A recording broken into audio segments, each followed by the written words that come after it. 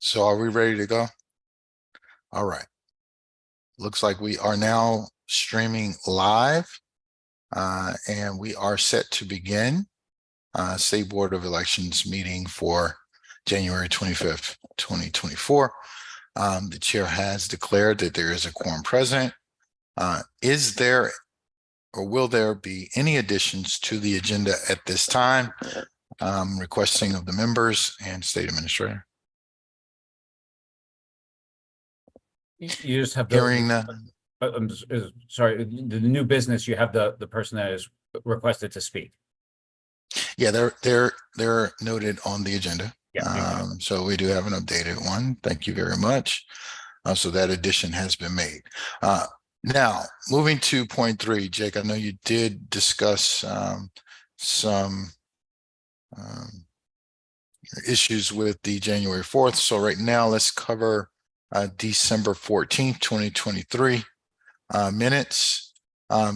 Has the board members have received those minutes.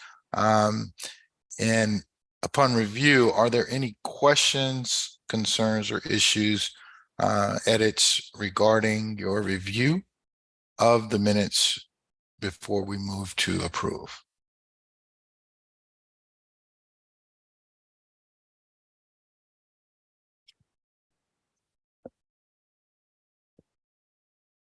All right. Hearing none, the chair would accept a motion to approve the minutes for December 14th, 2023. Is there a motion? So moved. It has been properly moved.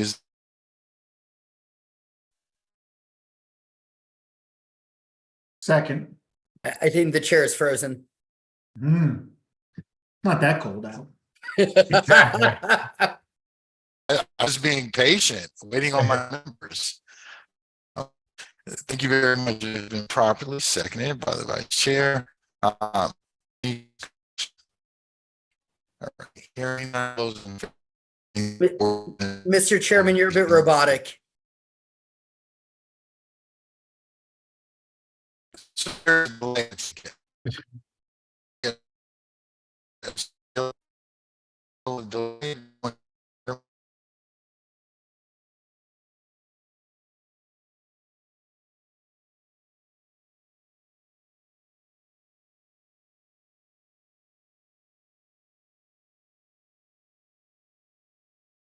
It looks to me like the chair has fallen off the call. Yes. Chair will be coming straight back in.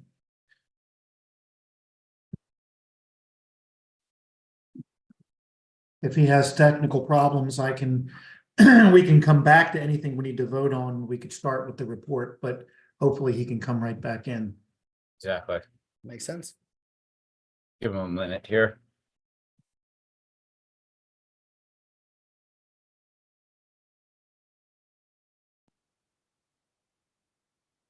I mean, I didn't see anybody else frozen, so I'm going to assume that that was on his end. Yeah. Believe so.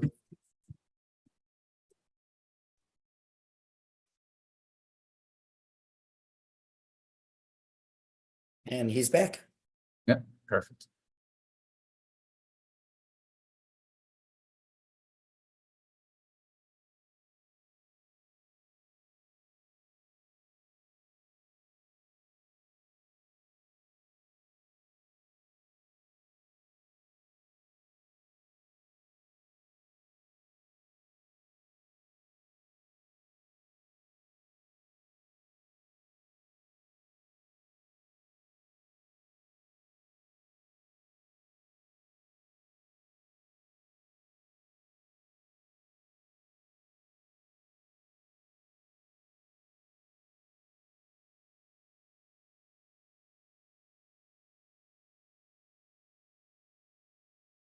For the millions of people watching at home, the chair is connecting to his audio.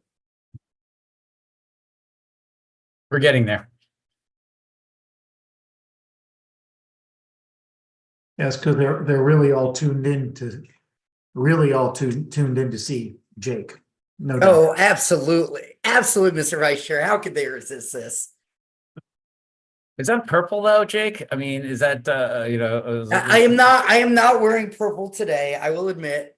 I think my socks have some purple on it, but I'm not gonna even try to lift my foot high enough so y'all can see my socks. because, tomorrow is Purple Friday, so, I'll be decked out tomorrow. Exactly.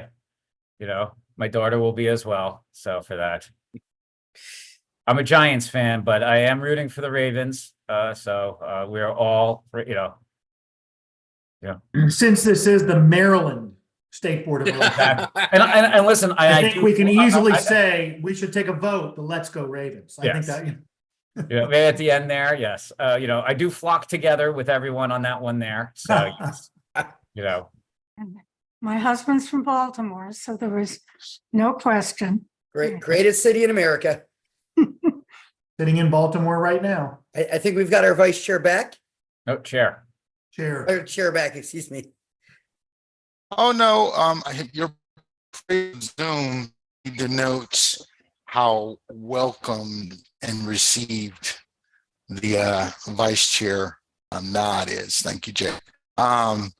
Is there, when I left, we were moving, there was a motion made. Move on December 14th. Three. All those in favor, please indicate by raising your hand. All right.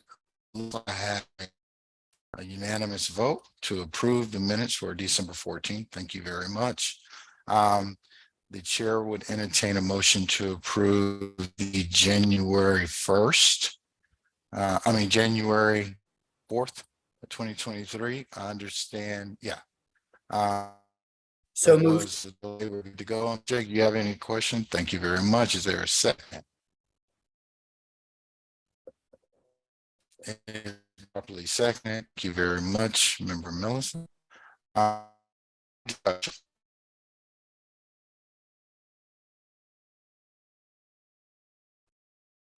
You can hear it now? I think you're having very difficult. Mr. Yeah. Yeah, Mr. Chair, may I recommend that you turn your video off and just use your audio and see if your bandwidth will then bring you through clear?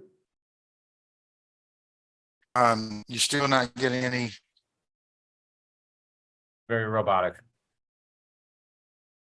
Can you, Very Mr. robotic. Chair, can you turn your video off and keep just your audio and save bandwidth from the video? How? Still can't hear me? We got you for a second there, Mr. Chairman. All right. How about now?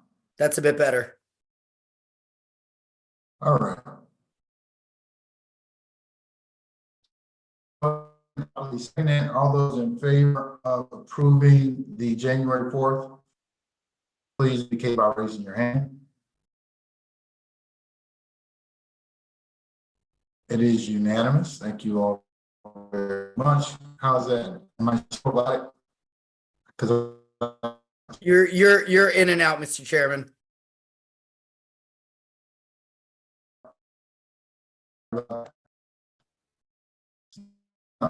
with it right now. Report, you can hear it next. I believe the chair said moving on to the administrator's report. but- Yes, exactly. So yes. So thank you. So we're in January of 2024. It's the election year, so it's getting closer and closer. So this is the first one of the election year. Very excited about that. And ready to go. But right now, just some announcements and important meetings. On the 18th, I gave a yearly briefing to the Ways and Means Committee in the General Assembly. This can be viewed on the website.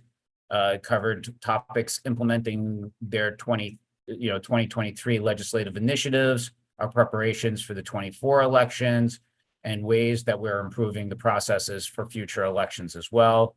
And I've highlighted a lot of our new administrative initiatives since becoming state administrator. Currently, there is no briefing scheduled for Triple E committee this year, so that was that. We are also scheduled for briefings on February 6th and 8th for budget. And I will make sure that the board is aware of if any questions or any issues that come up from the FY25 budget briefings as well. Today, we had our 2 departmental bills heard over at Ways and Means, and next week they'll be heard over in the Senate.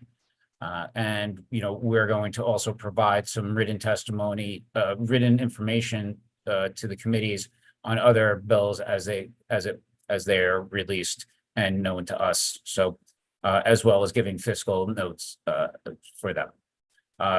We will probably just, you know, give legislative briefings to you at the end of this week. We'll just give you all the bills that are currently impacting elections. On the 12th, myself and Ms. Berry met with Native American Lifelines to discuss their desire to become a part of the National Voter Registration Act process as a designated voter registration agency within the state. We are, you know, just in the process of working with them and, you know, making sure that they follow all the federal and state regulations pertaining to voter registration efforts. As well, as you all know, the Native American population has been a historically disenfranchised population. So I'm looking forward to working with them and, you know, engaging in this population and making them, you know, active participants in the electoral process. And we're just working with our landlord on a couple of issues, making sure that there's a, you know, enough space so that people can come in and file for their candidacy, and, you know, gearing up for what is needed for us in in our office. We have a couple of new hires. Chris, who had left, is now back. So it's like, you know, it's elections, like once you know, we suck you back in. She is now the human resource director. She fills the vacancy of the departure of Charmaine Walker.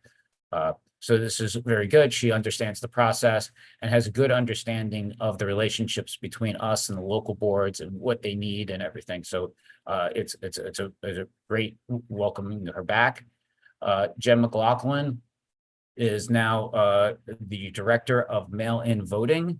And this is a part of our initiative to convert key or important contractual positions into full-time state employees. So I'm excited about that because, you know, mail-in voting is a key for all future, and with the permanent mail-in ballot list as well. So it's great to have this now as a state position with us. And Jen has been doing a fantastic job with that for the past year or two. So we also have, I'm not even gonna, Nee is his nickname. Alan,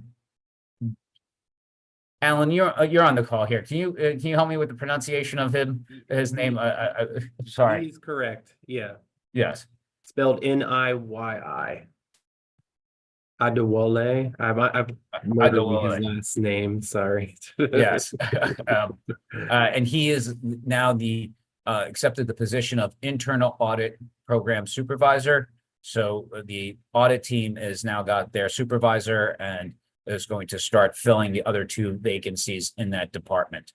And James Harris, who is from Baltimore County, has accepted a position in the voter registration and election reform and management division. So we keep some of the best talents from the counties here as well.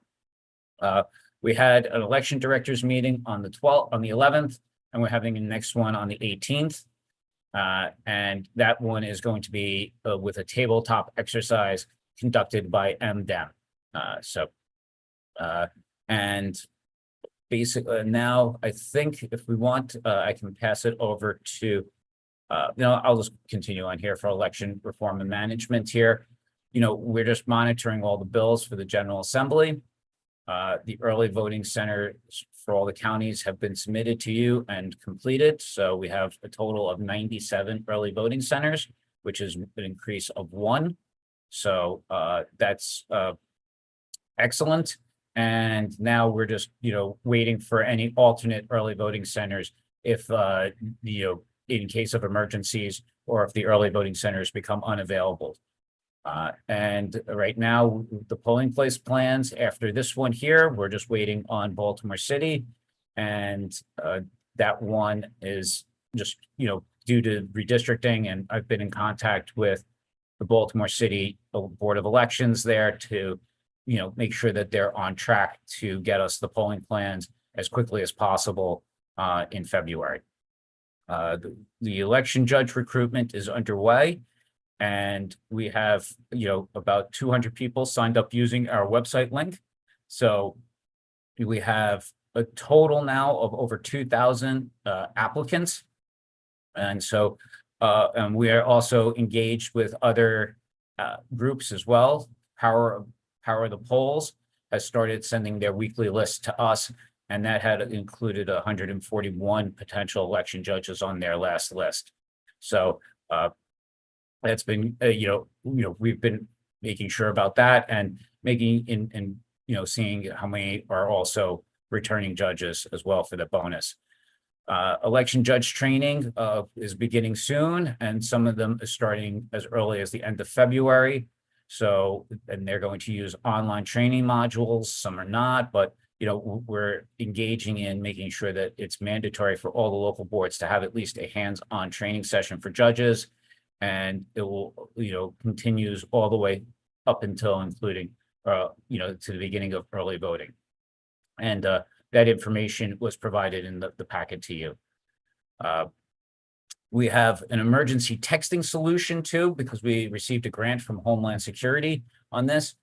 So this is just for our polling place personnel, and it will be able to allow us to communicate instantaneously with election judges at their locations in case of emergency, so that they, will have basically not, easy access to their, so that they'll be well aware of any sort of issues that come about, and we will be the same with them being able to text us. So it's great along that area there. I want to thank Mary Ann here because she helped us with the correctional voting facility memo that was due to the General Assembly. We basically, the report detailed the number of eligible voters in correctional facilities, our visits there, a description of the obstacles facing the implementation of those programs, and recommendations for that. We requested an extension for some of the information there because we needed some more time to gather and compile on our efforts, especially in expanding pre-trial voting opportunities across the state. We have also been working with them, the Maryland Correction Administration Association, to, be a part of that now that it's in 2024 as well. So, we are trying to provide as much assistance to voters that are incarcerated, but, are still eligible to vote. The other big initiatives here that I'll just mention was that we are starting, we have the establishment of our professional class for election officials and staff through SBE, which is the Maryland Election Administration Education Program. And now this is to keep the staff, the LBE staff, they're going to receive extensive training and are kept up to date on current issues. So, we're allowing them to have the confidence and knowledge to provide efficient, secure, and reliable elections to the citizens of Maryland. And it will also make sure that it's uniform as well. The first class is going to be on PIA requests, which we have been receiving a lot of, on how to handle what is required for them, what is in our domain, that type of a class there, and that is on January 31st.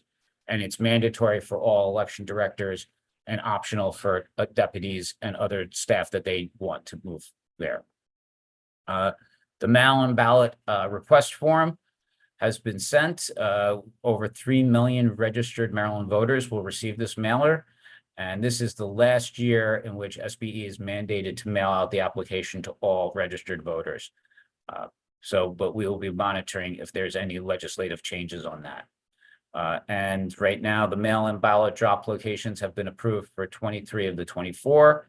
And Washington County is still pending their resolution. So right there, that's it. On voter registration news, we have a new political party that is going to be recognized very soon. Sorry. No Labels Maryland. They met the signature threshold and are meeting the other procedural requirements now. I believe that they have submitted and formed the central committee, so they'll be becoming a new political party, this week or Monday. So that's excellent. MD voters, their 9.5 release is scheduled for February 16th, and this is including developments for ballot processing, related reports, election judge enhancements, and candidate filing enhancements on that. We, of course, our monthly audits of voter registration data continues to verify compliance with federal and state laws governing voter registration. And we are processing ERIC reports, death records, and of course, the AOC felony records, which is over-inclusive and needs to be refined, and other overall voter registration records. On ERIC front, we receive the data on a monthly basis. On the even number months, we receive in-state updates, cross-state and national change of address reports. Odd months, we receive in-state duplicate and Social Security Administration death records for processing. And you have the current transactions there as well for everything moving forward. Right now, as of in January 10th, we have over 4.1 million active registered voters in the state of Maryland. Campaign finance here, basically right now we have 96 candidates that have filed at SBE.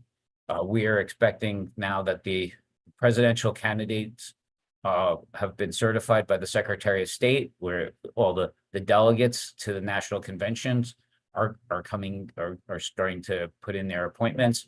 So we will work with campaigns to make sure if they want to bring them in on one day to block off that day for their national candidate, for their delegates as well.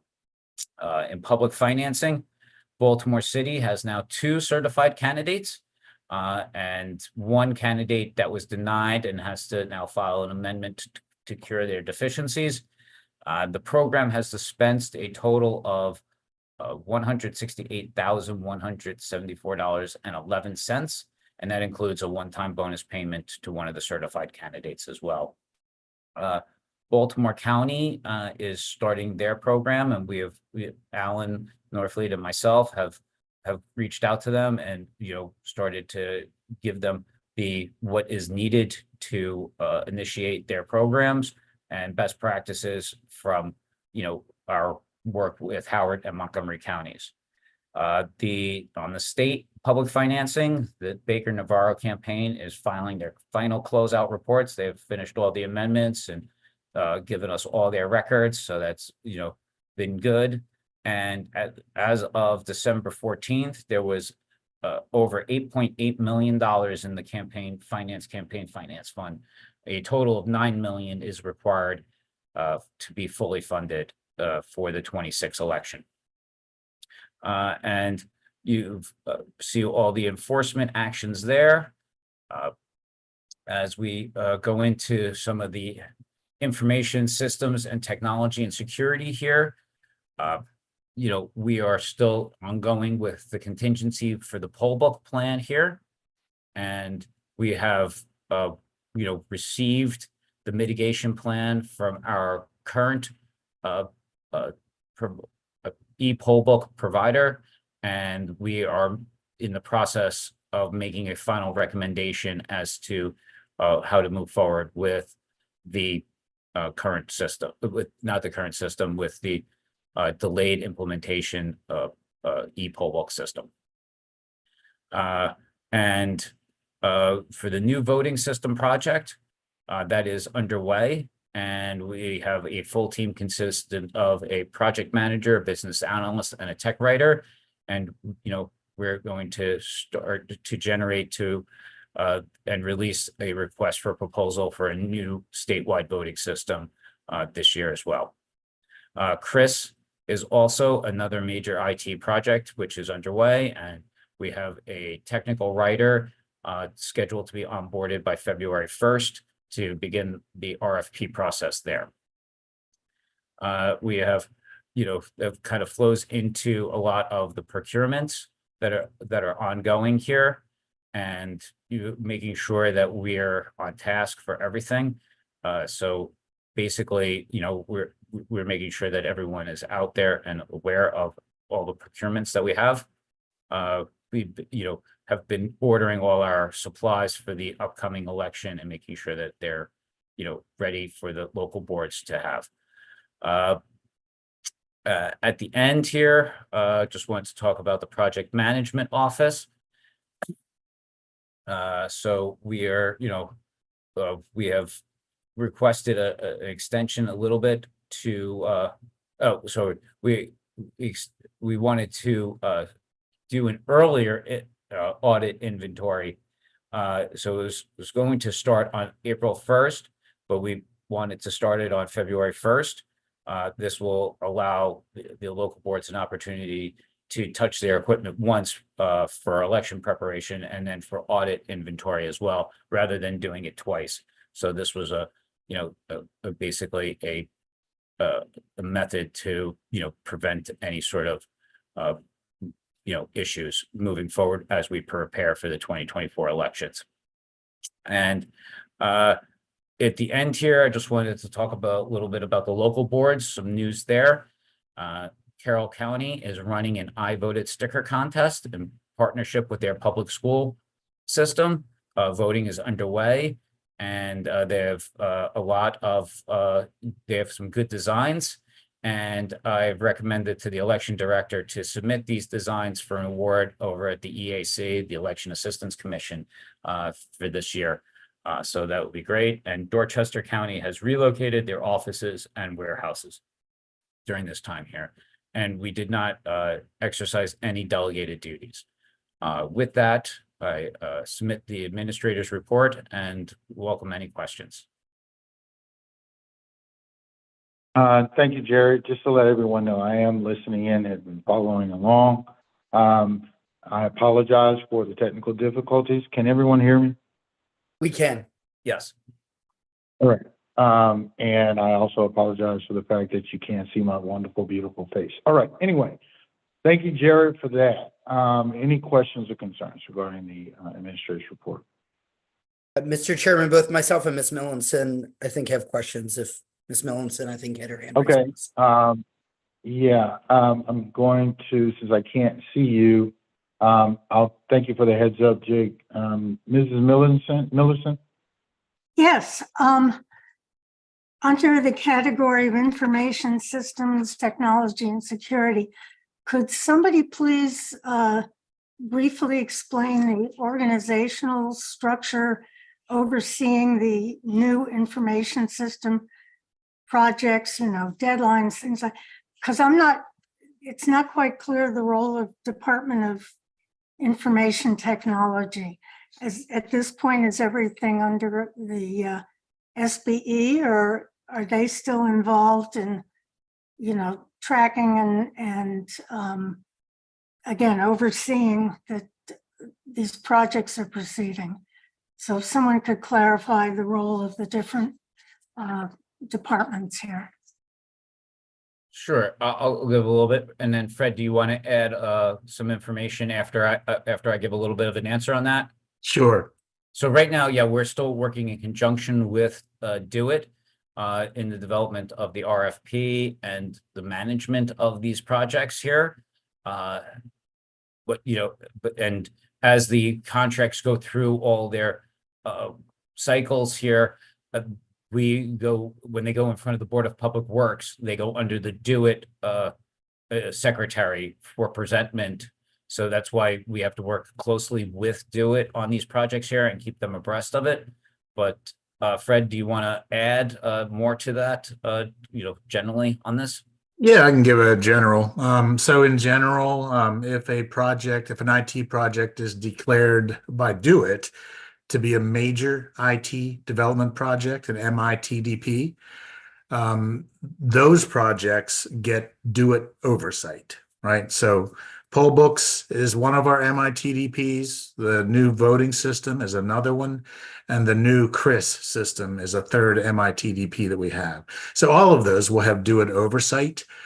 And we meet, weekly with the DO-IT OPM, oversight project manager, and hear what they have to say about our project and listen to their guidance and move forward in that way.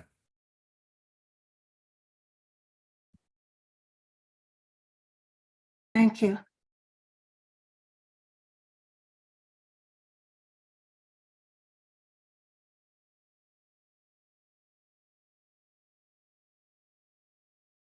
Mr. Chair, you're on mute, so if you were saying something, we couldn't hear you.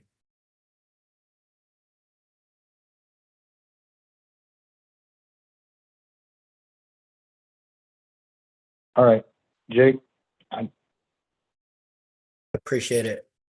Chair Summers. And I've got a couple questions, Mr. Marinos, but first, let me just say great news on the personnel.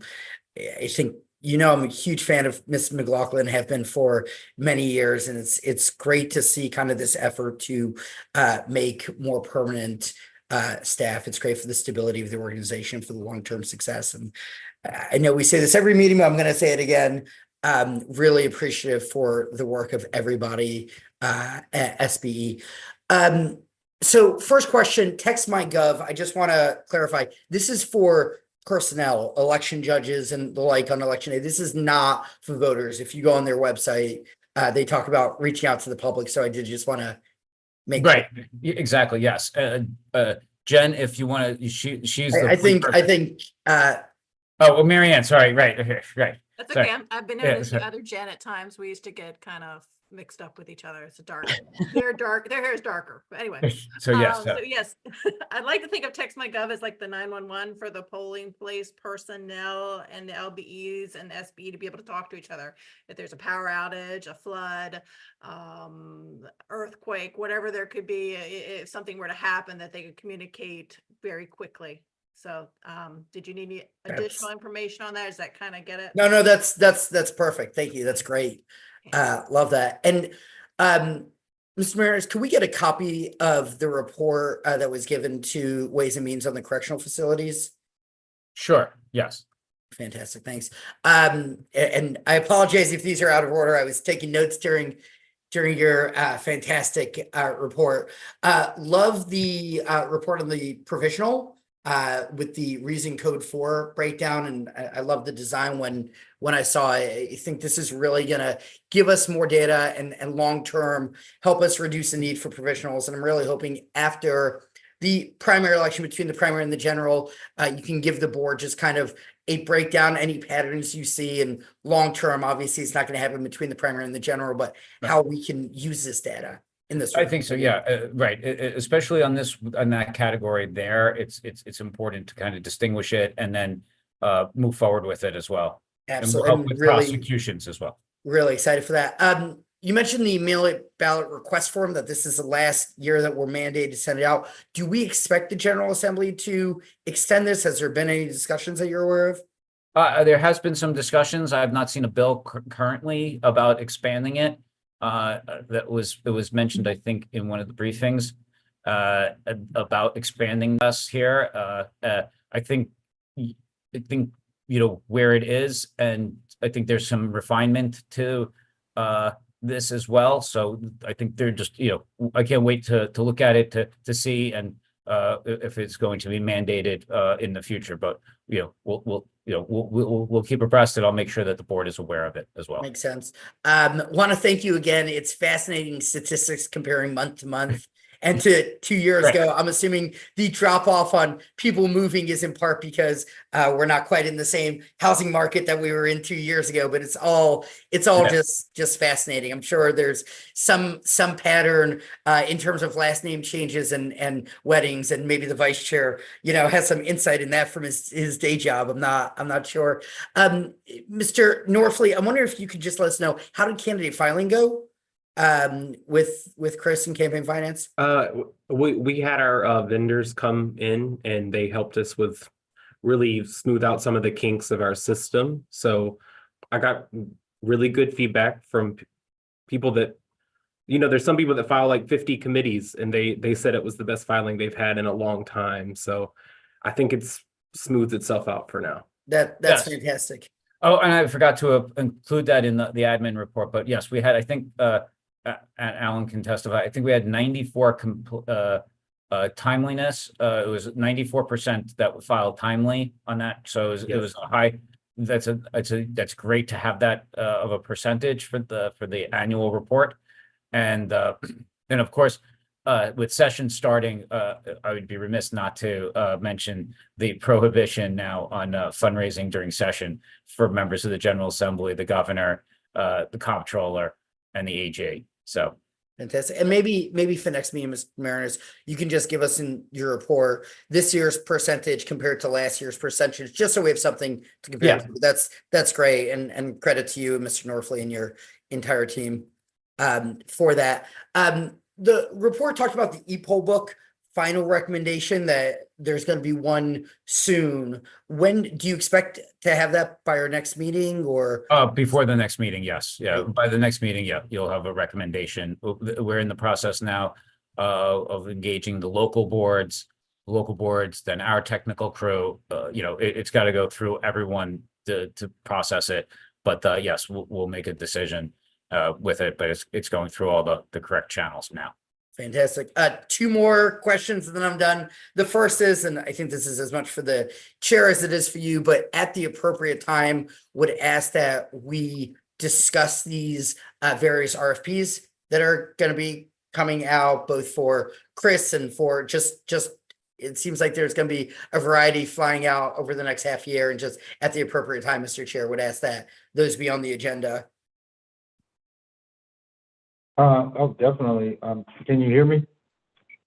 Definitely. That has been put forward prior to, and that will be part of new business as we move forward. Fantastic. And last question. I don't know if this is for Mr. Marinus or Mr. Norfleet, but Chris, our current contract expires at the end of March of 25. Are we on pace to have a new system completely up and operational and ready to go by the time that contract expires? So I guess, as I reported, we're still in the process of writing the RFPs. Right. We just got so the technical writer comes on board in a week. And so, it's basically, something that I want to make sure that it gets, full speed and to move forward with. So yes, But from a timeline perspective, right now, you don't have any heartburn. I don't have any heartburn, right? But we're the devil is always with the transition Absolutely. and everything else, right? I Absolutely. can make a timeline right now, but So but yes, we're on pace, for everything. Great. Appreciate it. Thank you, Mr. Chair. So with that, you're welcome. With that being said, Jared, if there's any possibility of getting a proposed timeline to the board members, would be great. Thank you. We are now, if there's nothing else for the administrator regarding the administrative report, we'll move on to the AG's report. Not nearly as exciting. Only, again, 2 cases on the AAG report this month. Harvey v. DeMarinis, the appellants have filed their brief. They filed it back in December. I filed a brief on January 19th on behalf of the state board and the state administrator. The appellant's reply brief will be coming in on Monday, on the 29th. And then we have oral argument on February 5th. Those oral arguments are webcast live, so everyone can log into marylandcourts.gov. They'll be before the Supreme Court. I am knocking on wood that our Supreme Court will, if not have an opinion, hopefully have an order for us resolving the case by the next meeting. But that is obviously up to the court for when and how they want to dispose of it. The Gibson litigation came back to life about 2 weeks ago. The appellants in Gibson in the Fourth Circuit asked for oral argument, which was a little odd because we had finished briefing the case in October. I filed a response yesterday arguing that there was no need for oral argument and the case is ready for a decision. And the Fourth Circuit will hopefully decide it soon. Thank you very much. I really appreciate that, Dan. Thank you, Jared, and the Office of the Administrator staff for a clear and concise rendering of activities and efforts. We truly, truly appreciate it. Now, moving on, if there's no questions of the Attorney General, Assistant Attorney General. Okay. Hearing none, seeing none, we'll move on to the approval phase of COMAR regulations. The first one up to bat is the inspection and copying of public records. Jared, are you or someone in your staff going to at least give us an overview? Thank you, Mr. Chair. I'm going to be doing that with Assistant Katie's going to do that. With Thank you, Assistant Kate. Commissioner Coburn. Thank you. So the first set of regulations in front of you have to do with updating sociological information. And it was recognized that the State Board of Elections was one of the only agencies that does not seem to have this in regulations. And I will let Mr. Coburn expound upon that finding. Sure. So the Public Information Act, this is connected to the Public Information Act, which is obviously the law in Maryland that allows the public to ask for and receive records held by executive agencies. The Public Information Act has a number of exceptions to it where the agency is either by law not allowed to give over the information or can make the determination that it should not give over the information. The exception that's at issue here is General Provisions 4330, which is sociological information. It is a required denial, meaning the agency is not allowed to give over this information. And it essentially says, if the custodian has adopted rules or regulations that define sociological information for purposes of this section, a custodian shall deny inspection of a part of a public record that contains sociological information. And the thrust here is that there's certain personal information that SBE handles that may not necessarily be appropriate for public disclosure. Now, there's two things obviously that affect this, and one is the voter registration list. It should be clear both from the proposed regulation and from the Public Information Act, where the voter registration list laws take precedence. So if something must be disclosed, like a name or an address or a party affiliation, in accordance with federal and state law having to do with the voter registration list, it will be disclosed, and people can still ask for the voter registration list and they will still receive the same information they have always received. What this is going to, because we are getting so many more requests for so many more types of records, one example was our PIA logs, which is something that I think most agencies, I know all federal agencies are required, and most state agencies, it's a log of when you get asked for a request under the Public Information Act, who asked for it, what was their contact information, just to make sure you can keep track of the requests and that you fulfilled them. We noticed that our log had a lot of sensitive information on it, including private cell phone numbers, residential addresses, things like that, and that there is no exception in the Public Information Act for private or personal information, stuff like cell phone numbers, private email addresses, or residential addresses. That is supposed to fall under sociological information, and it's supposed to be up to the agency to define agency specific what sociological information means. So the proposed regulation is based on a number of other agencies' regulations, looking at some of the data that they have restricted. Easy things like social security numbers, cell phone numbers, residential addresses, and things specific to SBE that SBE collects, like voter registration numbers, and other things that are collected on a voter registration app that is sociological information and not necessarily voter information. Thank you, Mr. Coburn. So with that explanation, does the board wish to have a discussion, have any questions? Jake? Go ahead, Jake. Thanks, and Mr. Coburn, thanks for that information, and thank you, Ms. Berry. Although, just a heads up, we can barely hear you. I don't know if there's anything you can do, but usually people make the opposite complaint about me, so I thought I should share. This, as I'm reading through it and listening to Mr. Coburn's explanation, makes a lot of sense. And just one thing I want to clarify that I think I heard Ms. Berry say, other agencies and departments do have this sociological information defined. And so this is not a new thing. This is a new thing for us, but we're not inventing something new here. Much of what was written in the proposed regulation came from the Office of the Attorney General's regulation, and a number of other departments. Yes. They're usually on top of it. And I mean, Mr. Coburn, I do have to say your report before was thrilling. I don't care what other people say. And Mr. Chair, I'm done with questions. I have a motion to make once, if there are no more questions. Appreciate that. This brings us in line with other regulatory offices. So with that being said, the chair is open to a motion to accept the board's approval or request to approve COMAR regulations 33.04, 0.01, 0.02, and 0.07, together inspection and copying of public records. So moved.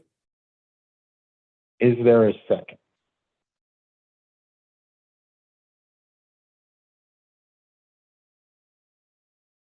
Second. It has been properly seconded. Thank you very much. Voiced and prompt from the vice chair has been properly seconded. Any discussion? All those in favor, please indicate by raising your hand. It is unanimous and approved. So thank you very much. Now moving on to the second regulatory matter, COMAR 33.04, 0.02, 0.01, 0.02, and 0.03, confidentiality of certain information. I believe that is going to be shared with the members by our very own board member, Jake Weissman, if I'm not correct. State Administrator? No, this one's with the deputy as well. This is, these are regulations to align us with the address confidentiality program over at the Secretary of State. So I'll turn it over to the deputy. Thank you, Mr. Demarinis. As Mr. Demarinis just shared, these regulations are bringing our confidentiality program that we have in our voter registration database up to the same standards as the Secretary of State's address confidentiality program. So the first .01 states the definitions as they are laid out in the ACP program.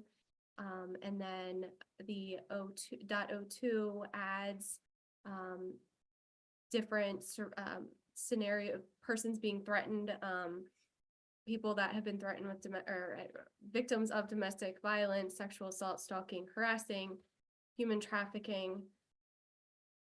And then in .03, it updates who is eligible to apply to participate in the program. It includes an individual acting on the individual's own behalf, the parent or guardian acting on behalf of a minor, a guardian acting on behalf of a disabled person, or an individual who resides in the same household of an eligible applicant or participant in the program already.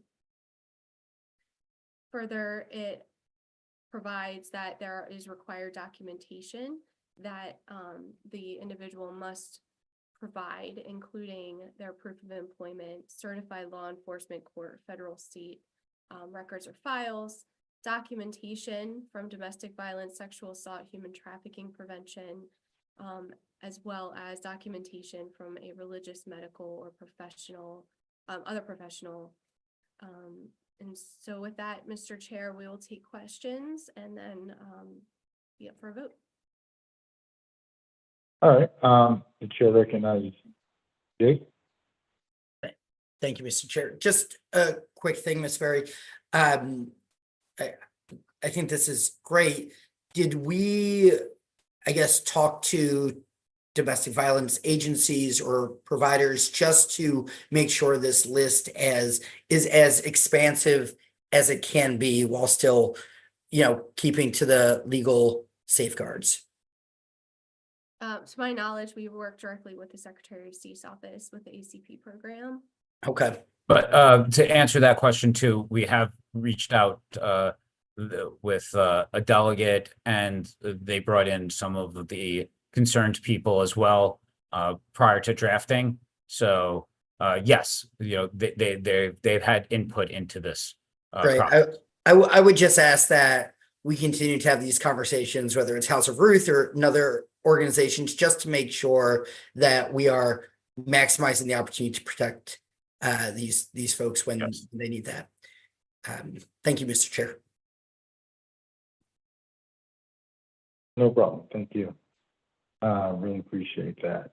I was going to ask why, but it seems that on its face, it shows why, to protect citizens that may be in duress.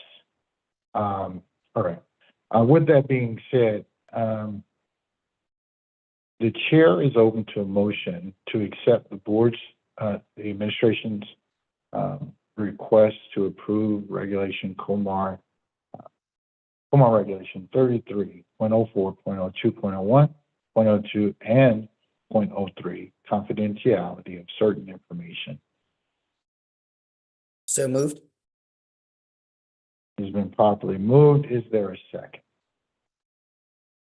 It has been seconded. Thank you very much, Vice Chair. You recognize. Any discussion?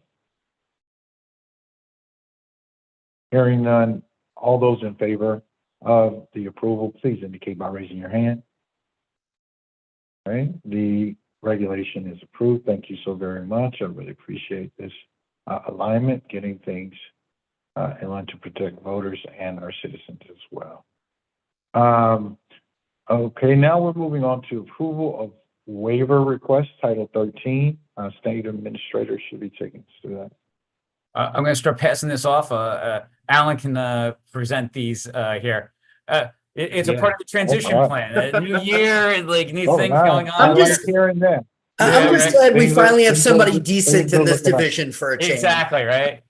I'll try my I thought you were best. going to pass it on to Jake, but anyway, thank you. Of course. We have 15 waiver requests for Title 13. We're granting all the waivers. Do you have any questions about any of the waivers?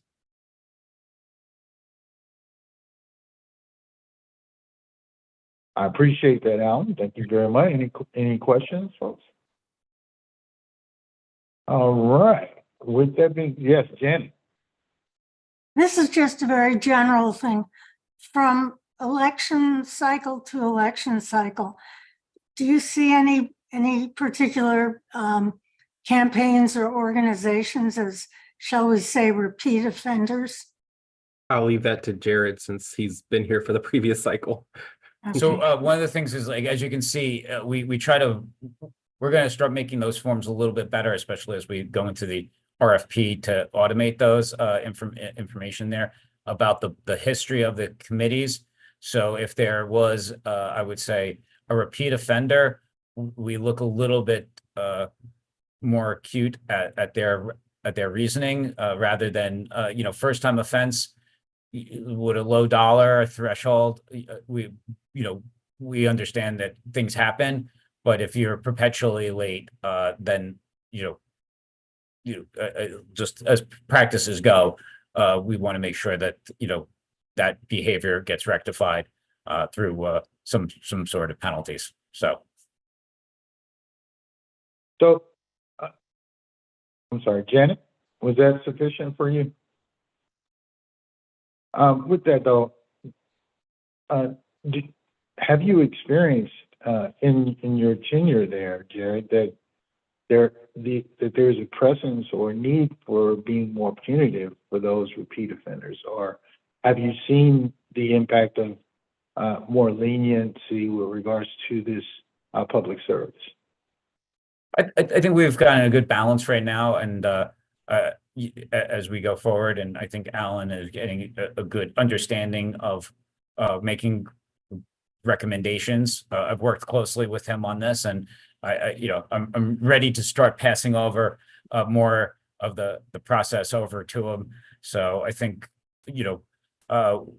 we'll see more in 2024 because this was most of the time the annual report is a one shot for about 3/4 of the committees. So we'll see if more repeat offenders occur that engage in the Baltimore City election later on.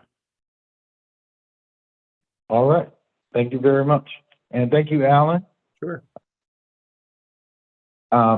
With that being said, the chair will entertain a motion to approve the administration's recommendation for waiver request, Title 13.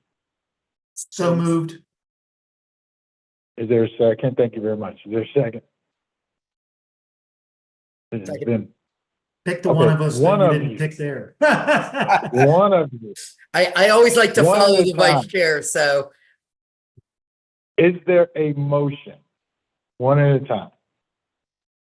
It has been moved by the vice chair. Thank you. Is there a second? It has been properly seconded. Thank you. I am totally amazed at the enthusiasm you have generated on here. I really appreciate it with my board members. It has been properly seconded. All those in favor, please indicate by raising your hand.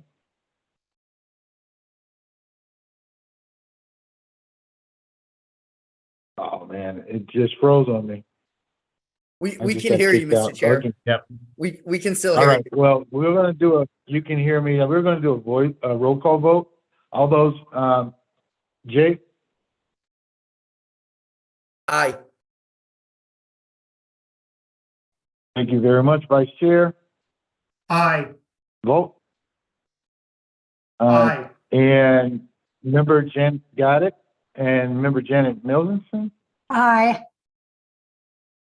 thank you, and the chair, the vote is unanimous. Thank you very much for that, and thank you for your patience again. All right, moving on to approval of waiver request Title 14. Okay, we have 3 granted waivers and 6 denials for Title 14. Any questions on All those? right. Being that I can't see anyone's hand, please just speak up. Does not look I- like. Go ahead, Mr. Yeah, Grant.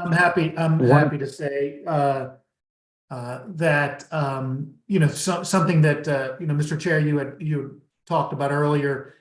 I think I've seen over the last 5 years that I've been part of the board or so, that there has been a very even-handed dealing with these waiver requests, and what I have not seen, which is just a testament to how things have been run, is that you haven't seen, repeat offenders being allowed to not be able to get out of their fines repeat times. You don't see a repeat names coming forward, and I appreciate that. And so if there's no objection, I would make a motion to accept the recommendation and for the waivers in Title 14. Second. Thank you. Is there a second? It has been properly seconded. All those in favor, roll call vote. Vice Chair, Aye. Member Weissman, Aye. Member Millenson, Aye. And the chair is aye as well. Thank you very much. It passes and with unanimous consent. All right, with that, we are moving on to the approval of confidentiality requests. State Administrator. Okay. All right. Let's pull it up here.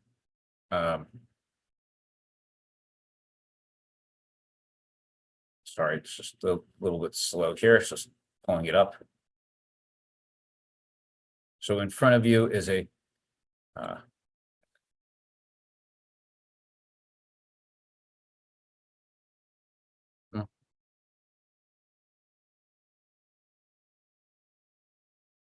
what? Okay. Katie, do you mind taking this one? Because my, it's not popping up for me right now. So. Okay. What?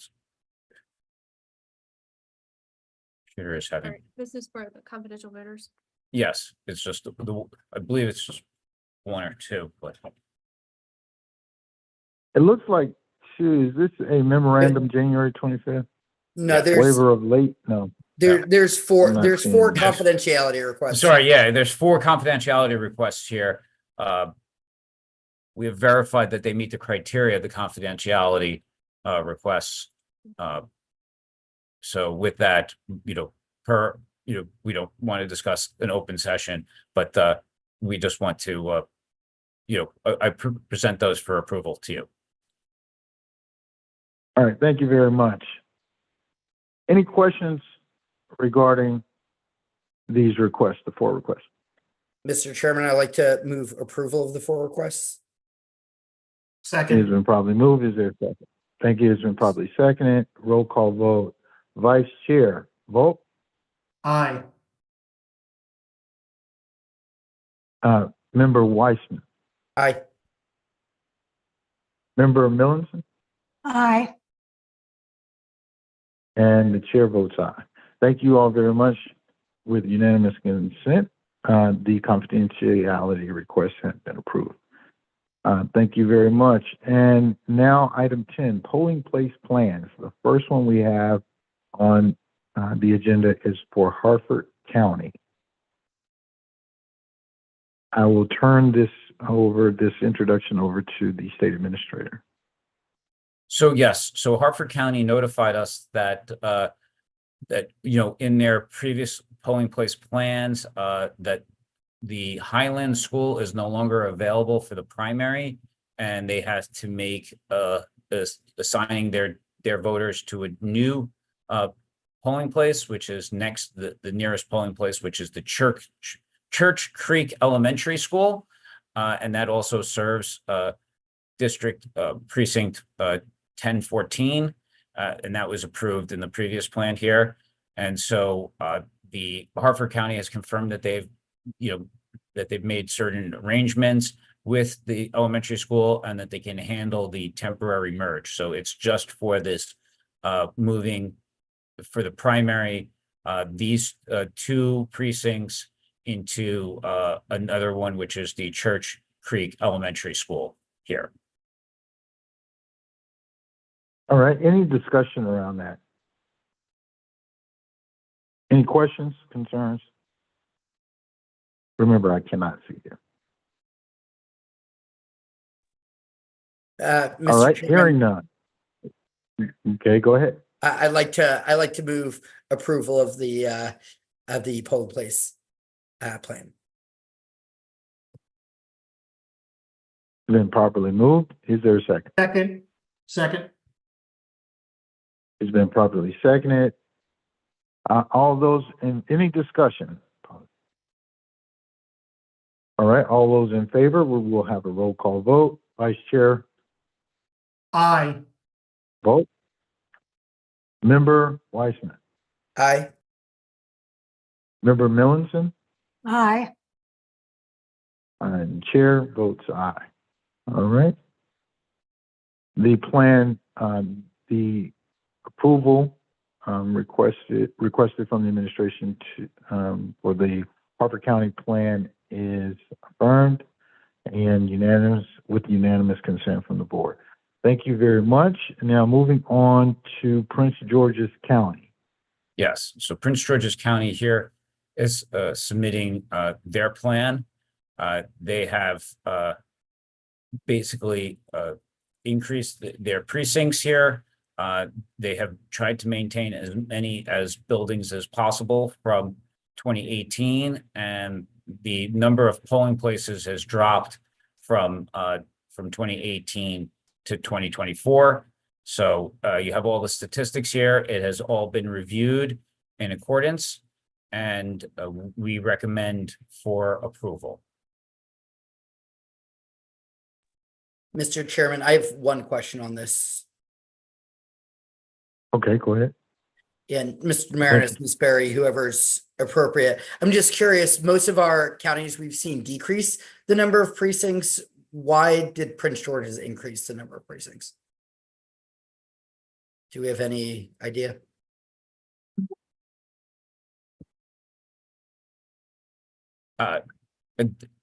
Is it just a happenstance of redistricting? I think so, but we can have Tyler can answer that. I don't know if Wendy from the Prince George's is on the line, but Tyler, are you on the line? Miss Berry saying Wendy's on the line. Oh, Wendy is on the line? Okay, Wendy can answer then. Sorry. You all hear me? This is Wendy Honesty Bay. It was due to redistricting and combining buildings and sites and so forth that we came out a little more. Perfect. Well, since we have you on the line, I do have to say I love how your plan still keeps roughly the same number of polling places, and it looks like y'all have done a great job. So thank you. Thank you, Mr. Chairman. All right, with that, thank you very much. If there's no other questions, the chair entertains a motion to accept the board's recommendation to approve the polling place plans for Prince George's County. So moved. Second. Is there a second? It's been probably seconded. Any discussion? Hearing none, we will take a roll call vote. Vice Chair Volk. Aye. Member Weissman. Aye. Member Millinson. Aye. And the chair votes aye, so that is approved with board's full consent. Unanimous consent. Thank you very much. Really appreciate that. Thank you for being here for us, Wendy, with regards to questions that we may have had. I really appreciate your due diligence and efforts in the county, in Prince George's County. Now moving on to approval of support for, I know it says pending legislation, pending proposed legislation. I think there are two. Jared, do you want to walk us through, or at least the first one? Yes, so the first one here is an administration bill. It's the Protecting Election Officials Act of 2024. This is a bill that the governor has sponsored. It is SB 480 and House Bill 585. It is a big initiative of us to help protect election officials and election judges in their official acts from being harassed or threatened in any way. It has bipartisan co-sponsorship, which we were very happy about in both houses. And this is a Mayo initiative as well that we have been working with them. And, in the past, it was spearheaded, but didn't have enough, I guess, push. Now we hope that with the governor behind it, we will be able to get this over the threshold here. And it not only includes election officials and members of the state board and judges, but it also includes family members as well. And if they were threatened, or harmed as a result of us doing our jobs. And I think that this goes a long way to help with, I would say, instilling, that, we are, appreciated and that our work is vital to democracy. So with that, I recommend that the board, sponsor, or I would say support this legislation so I can go and testify in support of it publicly as well. Thank you very much, Jared. I really Could you appreciate please that. give Any, the comments? bill numbers again? Sure. It is Senate Bill 480 Yeah, and it is House Bill 585. thank you.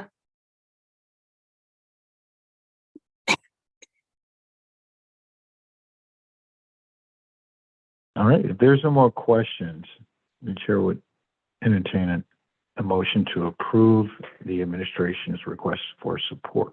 So moved. Is there a second? Seconded. Is properly seconded. Is there any discussion? Right, hearing none, all those in favor of this recommendation for support, to approve the support of this legislation, we will have a roll call vote. Vice Chair vote. Aye. Member Weissman? Aye. Member Millinson? Aye. And the chair votes aye. We have unanimous consent to offer the state administrator our support in advocating for this legislation. I'm paused by it because, there's a need for it within our democracy and maintaining our democracy. And I am, I don't want to stump on that one, but it's becoming a real thing. So thank you very much for putting this forward and allowing us to be involved in support of it. Yeah, Yeah. I actually have a comment. I'm very much in favor of this. But hasn't it been sort of proposed in a previous session and did not pass for some reason? Do we anticipate any, obstacles this Well, time? Well, what I actually heard, okay, go ahead, Jared. Sorry, yeah, it was, and I think that now with the governor behind it, hopefully that this will be, enough to help push us over the finish line. I also Thank you. do want to say with this one, Mr. Chairman, that it's both got the governor behind it, but also if you look at the sponsor list on both bills, broad bipartisan support, which is really, really encouraging. And so agree with everything you say. I just So want to with make that- that as well. I appreciate that. And since we're having continued discussion on this, even though we've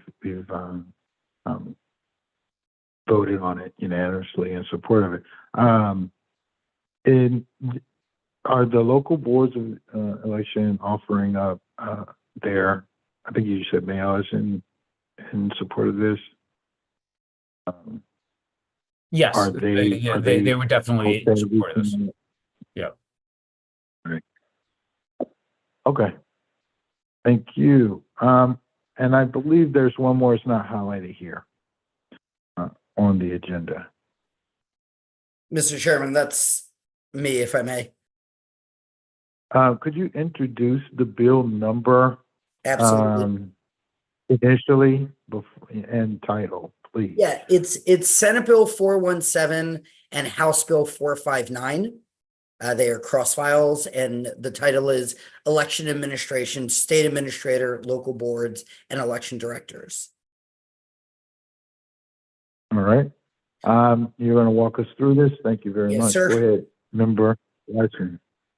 Appreciate it. So this legislation does several things. Number one, it codifies the practice that this board has established in terms of annually evaluating the performance of the state administrator.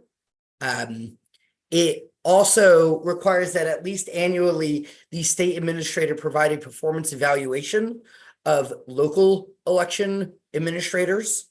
It also says that it clarifies, and I want to be crystal clear about this, that the exclusive authority of an election board to hire an election director is still in the hands of the local election board, but it does require that the local board confers with the state administrator in appointing the election director. So the election director is still entirely of the choice of the local board, but they need to have a discussion with the state administrator before doing so. The other parts of the legislation is it requires, subject to regulations adopted by the state boards and the local boards, training election judges. I think that just is a changing of a may to a shall, and changing of election judges to judges of election, or train of election. And then it also requires that the election director, this is referring to local election director, has to manage the storage, security, maintenance, and preparation of the voting system equipment, ensure the equipment used by employees of the local board meets cybersecurity requirements, perform duties as delegated by the local board, and within 24 hours, notify the state administrator and local board in writing of a security violation or significant attempted security violation as defined by the title that impedes the proper and efficient operation of the local board, as well as damage to the office, warehouse, voting system equipment, or other materials. And I do have a slight proposed amendment for us to support as well, but I first wanted to describe the overall legislation. As I see this legislation, this does not impede or change how the local boards operate, but it does make sure that the state administrator and the state board, which is ultimately responsible for the governance of elections, has the situational awareness when things are happening on the local boards, as well as a tie-in and understanding with the state administrator and the local boards when it comes to hiring the local director, so that they at least have the advice and input of the state administrator for the best candidate for the job. So that's the legislation. There's one other part of it I want to bring up, but wanted to describe the legislation first, Mr. Chairman. I have a question, since the chair can't see me raising my hands. I hear you. Go ahead. Okay.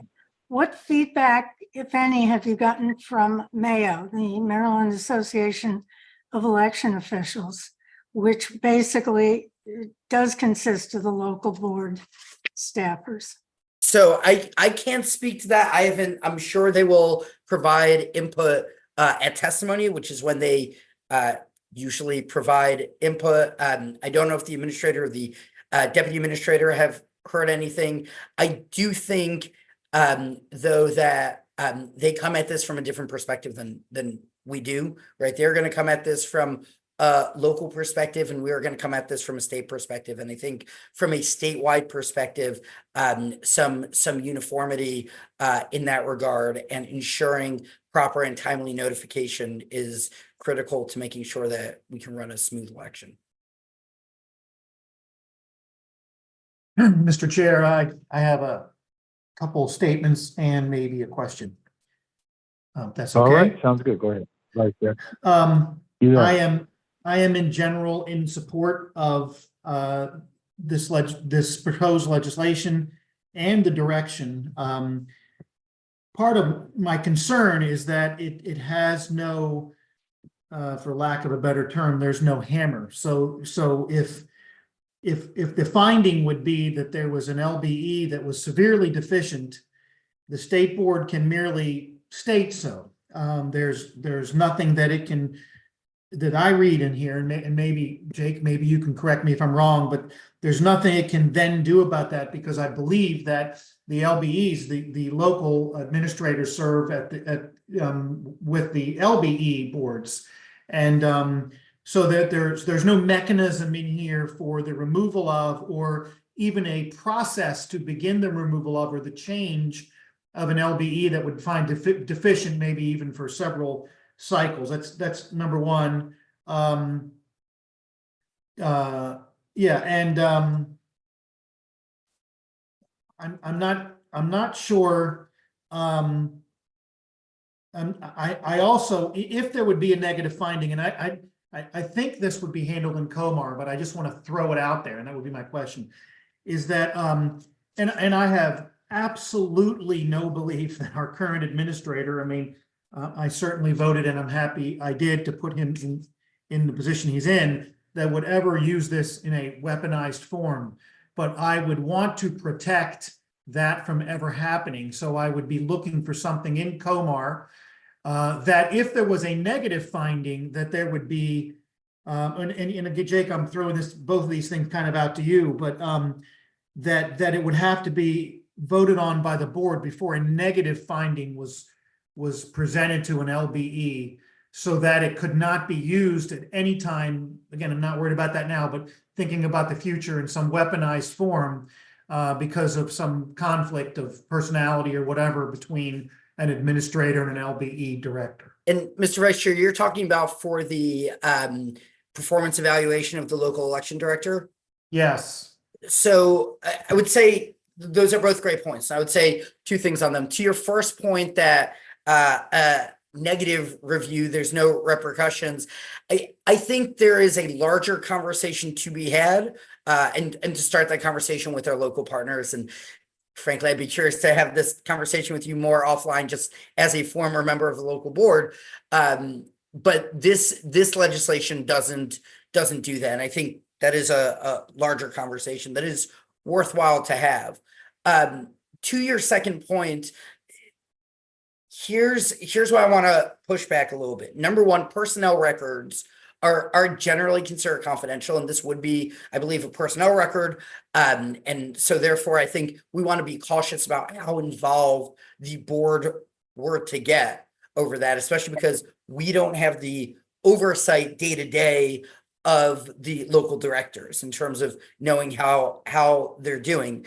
I think the second thing is if there were consequences that the state board were able to enforce from these performance evaluations, I think I would 1,000% agree with you. But in a scenario where these performance evaluations are, as I read the legislation, advisory to the local board and nothing more, I'm not sure it's an appropriate place for the state board to have a role in it. That's my thoughts there. And my only thing there is the one hammer that, or the one consequence, is that the salary setting of the LBE staff is in the hands of this board. So that performance review would be absolutely, I think, utilized in that way. So I think that's a good point, Mr. Vice Chair, and maybe the answer is I have one proposed amendment that I want to throw out to the board, but maybe another one is to say that if a local director feels that a performance evaluation is unfair, they can appeal it to the state board in a closed session, right? Not that we automatically review, but yeah, I think that's a good compromise. That's a good solution. I'm curious. I don't want to pick on her, but our deputy administrator happens to be a former director of a local board, and so I'm curious just on that part in terms of the appeal, how you in your previous role, if you don't mind putting that hat on again, if it still fits, how that would feel in terms of the process. If I can interject here, I appreciate the discussion and dialogue. It does seem that these regulations or this proposed legislation needs a little bit more work, especially if there are proposed amendments. So I don't want to obligate the board members to vote for approval at this time. With regards to their inquisitiveness and the amount of robust discussion, I would like I would like for there to be a little bit more time before we seek approval on this, but it may not be necessary. But what I'm initially hearing are some very good dialogue around this with requests for updates and amendments. So, I would also, yeah. Go ahead. Mr. Chair, sorry. Well, you wouldn't have enough time for the next board meeting in order to do that.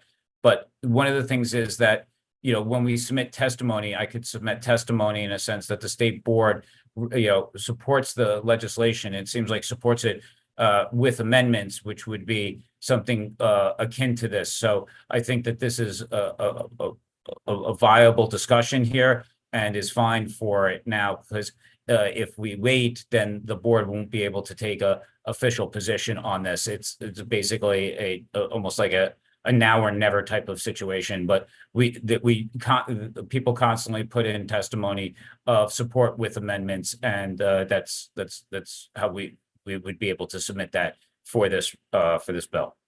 And I might just add for my end, I'm not so sure that my concern, especially for the LB, could not be handled through Comar by this body. Yeah. You know, so I don't want, Mr. Chair, I don't want you to take by my questions that I feel like I could not support this bill. I am generally in support of it. I believe it moves in the right direction. Sometimes we have to move in the right direction to get to an endpoint. So I don't want to mislead you or anyone here that I would not be inclined to vote for it, because I would. Understood. But also, Jake, you mentioned that there was an amendment that hasn't been brought forward to the board yet. So the other one, regarding Mr. Chairman, and I think this will be non-controversial, and if there is objection, I'm fine dropping it. I think on the second to last page of the legislation, it requires within 24 hours that the local director notify the state administrator and local board in terms of security violations, attempted security violations, or damage to the office, warehouse, voting system equipment, or other materials. I would put forth that the other body that should be notified is this board. So I would, sorry, Mr. Chair, the administrator has his hand raised. I just want to say, okay, I appreciate that, but go ahead. Yeah. I just want, we already have a provision when I get notified of any sort of damage or anything, I have to notify you within 24 hours. That's already in the law. Oh, that's already in the statute? Yes. Yeah, that's in another statute when we have security or cyber breaches or anything like that as well. But it would apply to this too. Yes. Okay. Well, then even better, Mr. Chairman, I like to move that we support this legislation without any amendments, just straight favorable. Thank you. Okay. That's clearer. There is a motion. Is there a second? I'll second that motion. All right. It has been properly seconded. Is there any further discussion? All right. Hearing none, we are moving to a voice vote. Vice Chair. Vote. I vote aye. Member Weissman. Aye. Member Millinson. Aye. All right, and the chair votes aye. Thank you very much. The request for approval from the board for SB 417, HB 459 with no amendments at this has been approved unanimously. Thank you so very much. All right, and moving on to old business. A, discuss approval of State Board of Elections election bylaws. Has everyone received the updated bylaws since our discussion?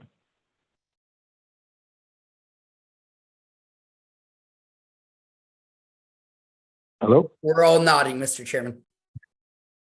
Yes or no? I can't. Yes. I can't see it. Thank you very, very much.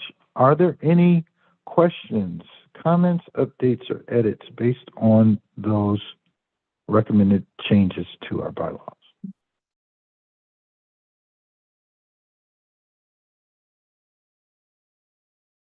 None?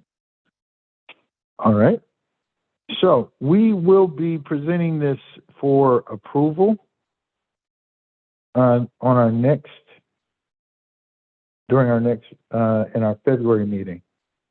We'll move this out of old business for approval.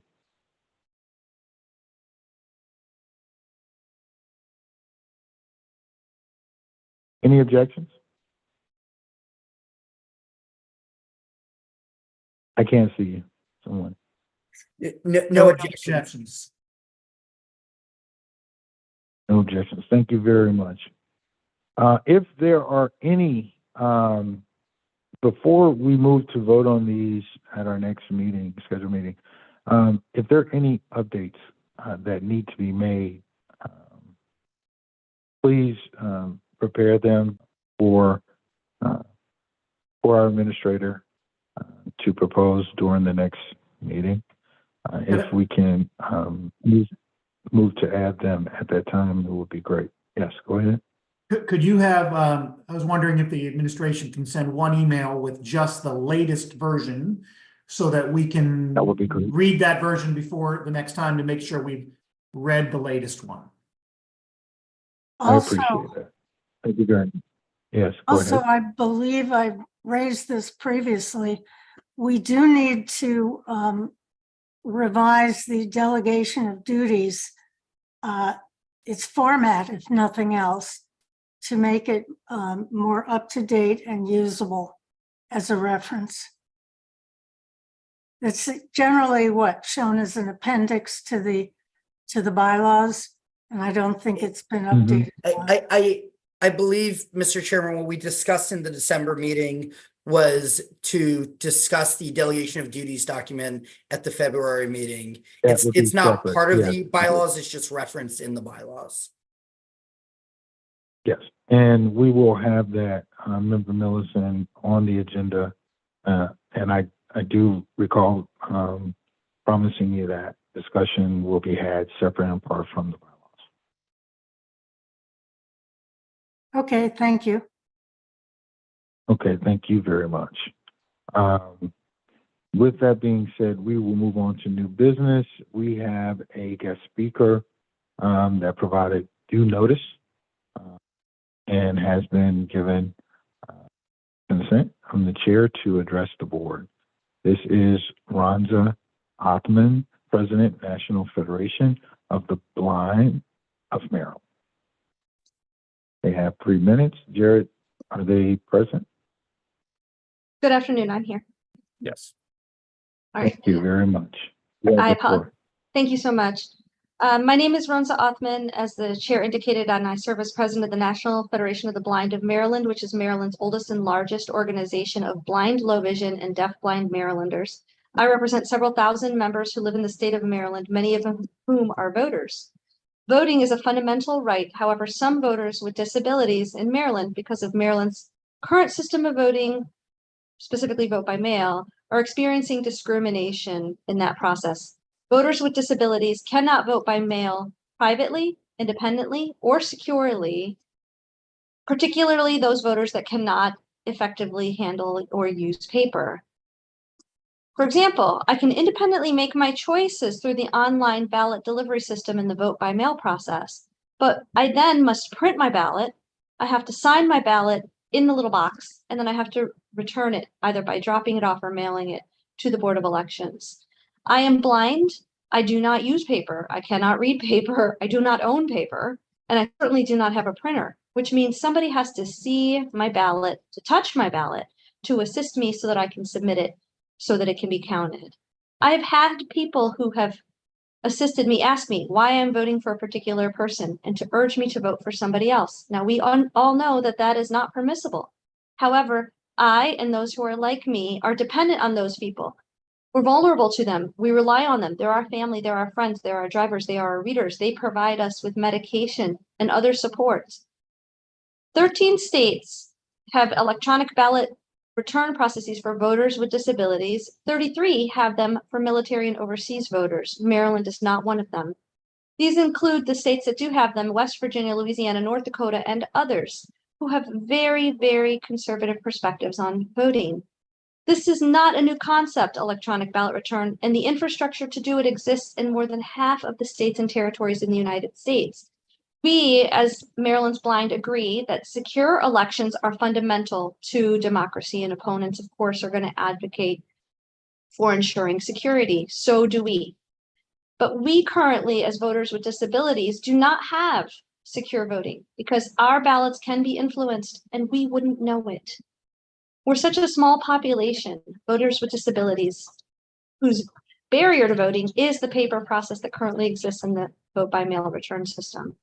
We believe that the board's analysis has to go beyond existential security concerns over that then would override access to private, independent, and accessible voting. We need the Board of Elections to solve this problem because each election that voters don't have access to secure, private, independent voting opportunities is an instance of discrimination and disenfranchisement. It's not fair and it's not equitable and it's not free from discrimination. We want to engage with you, the board, as to how to solve this problem. We believe it's a secure electronic ballot return system for use by voters with disabilities specifically, and only voters with disabilities at this time in Maryland. But we're certainly open to discussions of alternative solutions that would ensure that voters with disabilities can vote by mail independently and accessibly. We've been speaking with the staff and others in the election community, and we all agree that this is a problem. In fact, NIST has referenced it in a report that they issued in 2023. The right to vote is at the heart of our democracy. The right for people with disabilities and others to vote privately and independently is codified in the Help America Vote Act, but MSBE is responsible for determining how to administer this critical and fundamental right. It's also MSBE's responsibility, and board specifically, to ensure that every eligible voter has the ability to use any voting procedure or process in place that is available to all members of the public. We're urging you to act swiftly to eliminate the barriers that requiring a paper process creates for those who cannot, due to their disabilities, use the current electronic ballot return process privately and independently. The National Federation of the Blind of Maryland is eager and excited to partner with you, the board, and the staff as we implement solutions to eliminate discrimination that voters with disabilities experience related to the current electronic vote by mail return process. I hope that this will be the beginning of a conversation, and I hope that we can engage together so that we can solve this problem and restore civil rights for all Maryland's voters, including those of us with current disabilities. Thank you very much. Happy to answer any questions. Thank you very much, President Othman. Truly, truly appreciate your sentiments, your advocacy, concern with regards to equity and in the vote. Are there any comments, questions for the presenter from the board members at this time? And remember, I can't see. Me neither can I. Totally I'm sorry. I couldn't resist. It was, I know you couldn't. I was trying to present an equitable. No, vote. you're great. Exactly. You're great. I love that. Hey, Mr. Chair, I just, would like to make a quick statement, and really appreciate your testimony today. And I just want to say, this is Bill Velp, by the way, one of the board members. I would be very open to looking at how the system works securely and seeing if I could come to a level of where I would be at peace with a system that was that achieved what everybody was looking for and that I felt was a very secure way. So I'm open to seeing what that looks like as time unfolds. So Sure. We do certainly have, not closed. Yeah, we have some information we'd be happy to share with you to be able to show you the risk level and that it is pretty minimal considering the small scale of voters. We're not talking hundreds of thousands of voters, we're talking, in the 4 digits, maybe 5. So there are experts that we have engaged, and other organizations similarly have engaged. Also, I would urge you to talk with West Virginia right next door, your counterparts there who are very close by, Delaware as well, who figured this out, because I think the risk can be mitigated to the extent that we are able to live. We can't ever say we're going to have 100% secure elections because there's no such thing in this day and age. But what we can do is and for any population, period, in-person elections, we can't guarantee that. Nobody can. But we can do everything that we can in our power to mitigate the risks to security and vulnerability. And I think we've already done that. I think the technology exists, and I think that the experts will tell you that when you're talking about such a small population, it is possible to mitigate that risk pretty significantly. And we'll be happy to share that with you because we want our elections to be secure too. Yes, please do. This is Janet Millinson, board member. Please do share that information with us. It would be interesting to read more details.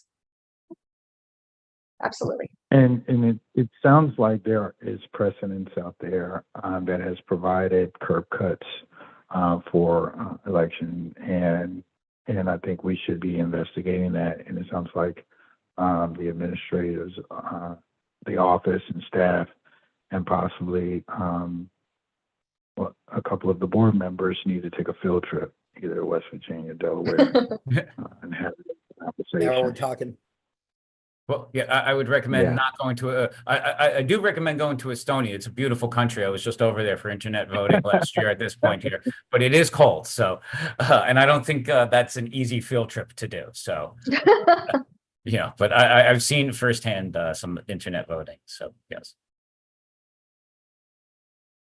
Yeah. So we're gonna. Yeah. Go ahead. No, go ahead, Mr. Chairman. I apologize. No, I don't want to stifle the comment. So It's I guess less of a comment and more of a question. Ms. Hoffman, Jake Weissman, thank you very much for your comments. Really appreciate them.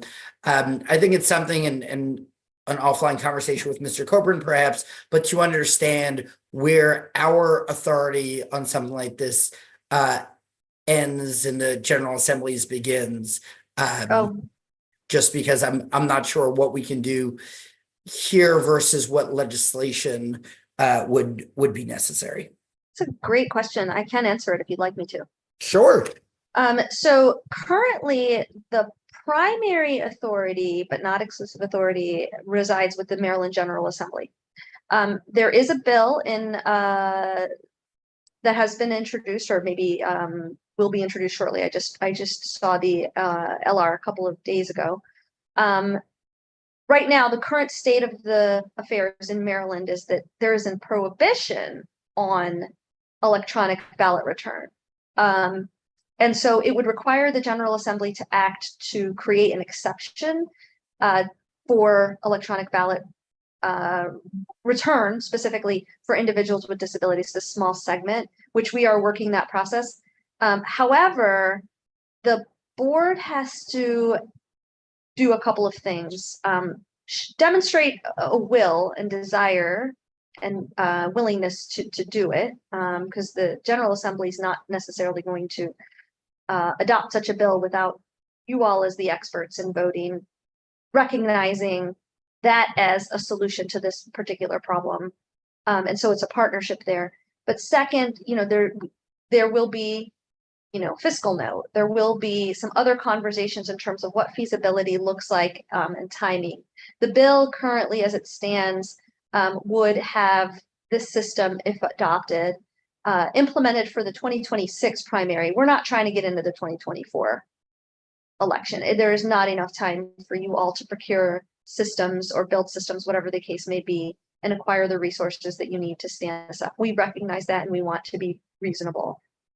But we are also certainly in conversations with the General Assembly about what does the law need to look like so that it empowers you and the staff to be able to implement this or such a solution. And so that's why it's a partnership. Understood. Thank you. Of course.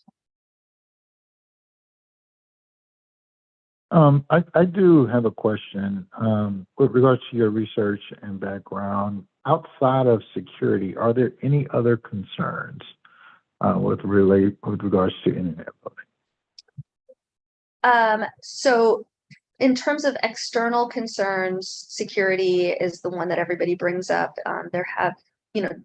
I will say though that some of these states have been doing this for well over a decade.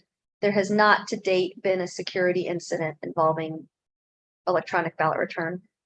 And of course, the Wakava voter community is much more expansive than the disability community. There's more of them. So some states are doing this on a larger scale.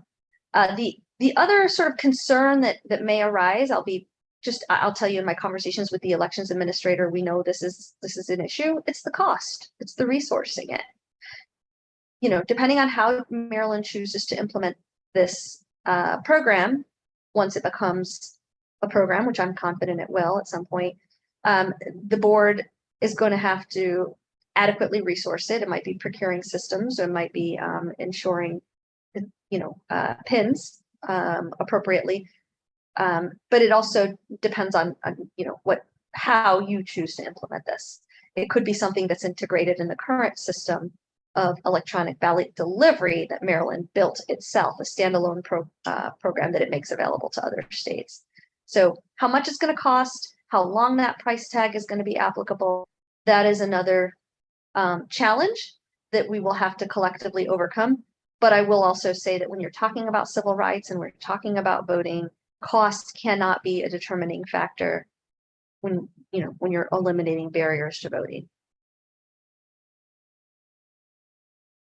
Eloquently put. Thank you very much. Is there anything else? I don't have anything else. I just look forward to working with you all. I think we're all good, Mr. Likewise. Chairman. We will. Likewise. Okay. Thank you very much for that. We do look forward to working with you to present a more equitable process for all Maryland voters. Thank you very much for your time today.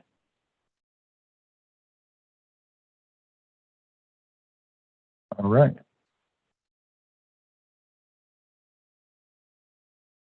We greatly appreciate our presenter for their presentation and dedication to a more equitable process for Maryland voters. Now moving on to disclosure of campaign contributions. Are there any, and I will call you out since I cannot see you, disclosure of campaign contributions? Vice Chair Volt? None. Member Weissman? None. Member Millinson? None. And the chair, none. Thank you all very much. We have presented or put forth, I believe, a time certain for next month. I think it's February 25th. Please, someone correct me if I'm wrong. I'm not looking at my February calendar. 22nd at 1:30, Mr. Chair. 22nd. Thank you very much. February 22nd at 1:30. Does that still work for everyone? I may have to try and change something else. This is Thursday, February 22nd. And I know that these days, Yes, ma'am. these days we need all four of us here. So, Yes, ma'am. okay, I will see about changing my other obligation. Okay. Okay, please do. And if you cannot, please give us advance notice. If you Absolutely. cannot, we'll try and see what we can do. And hopefully we can do a workaround, hopefully. Okay? Thank you very much, Member Millicent, for that. Now, If there's nothing else for the good of the order today, again, we are moving forward with our 2024 election swimmingly so far. And thank you, and it's in large part due to the office of the State Board of Election and its leadership, but also the dedication of its board members. So really appreciate everyone here today, as well as our participants who were listening in and adding to the discussion as well. We are moving to close the meeting. There will be no closed meeting today. And so the chair is open for a motion to adjourn. So moved. Is there a second? Second. It has been properly moved and seconded. All those in favor via a roll call voice vote. Vice Chair vote. Aye. Member Weissman. Aye. Member Millicent. Aye. And the chair votes aye. It is unanimous. The meeting is now adjourned. Thank you all so very much.